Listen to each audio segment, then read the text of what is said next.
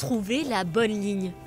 Sculpter le vêtement directement sur le corps, les poches de ce côté-là, c'est la spécialité de Ricky Margot. C'est toujours un travail qui est de précision, mais en même temps, on est obligé d'avoir une certaine cadence. C'est une réflexion qui est très intense en très peu de temps.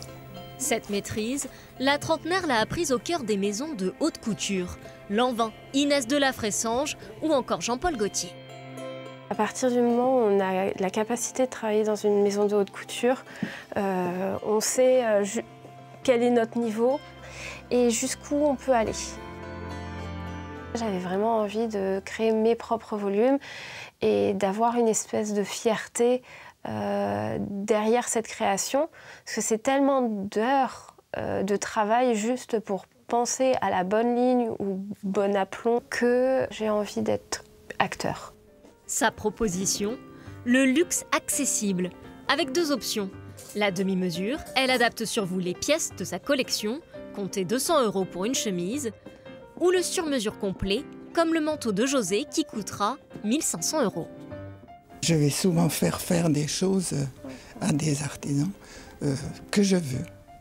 Je veux moins de choses, mais des habits qui me plaisent vraiment. Un vêtement plus éthique.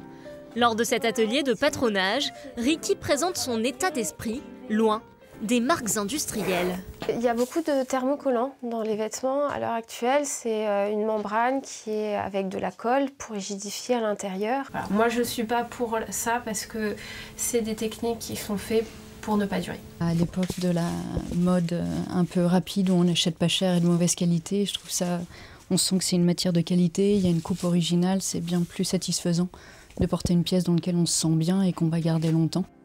Avec des matières naturelles telles que du lin, de la laine ou encore du chanvre, Ricky Margot parie sur la slow fashion.